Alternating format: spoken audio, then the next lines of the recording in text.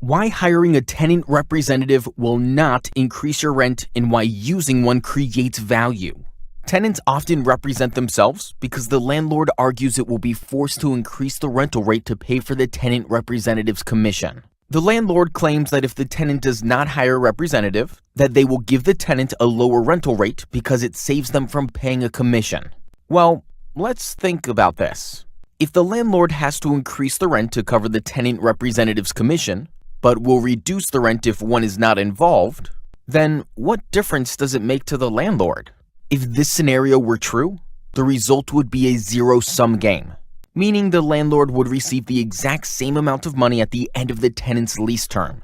By way of example, let's assume a landlord will charge $100 in rent if no tenant representative is involved, but has to charge $102 to recoup the additional commission if the tenant elects representation.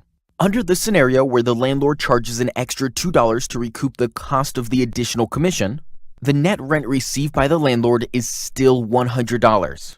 The net effect is exactly the same amount of rent, so the landlord should not care either way if the scenario were true. Furthermore, if a tenant representative's involvement did increase the rental rate, landlords everywhere would encourage the involvement of a tenant rep broker. Why, you might ask? Because buildings are valued using a multiple of rents, capitalizing the income received from tenants. So the higher the rents, the more the building is worth. Anything that increases the rental rate is a good thing for the landlord. So if a commission actually increased the rental rate, the landlord would never make an argument against using a tenant representative. So the obvious question is, why would a landlord make such a claim?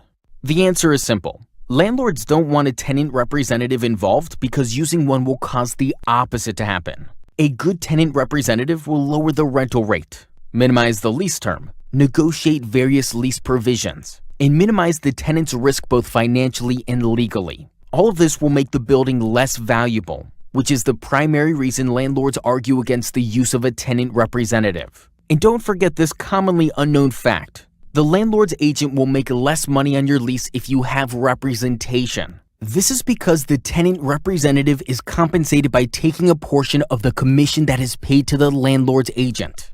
This is very similar to residential real estate, where the sellers and buyer's realtors split the commission paid by the seller.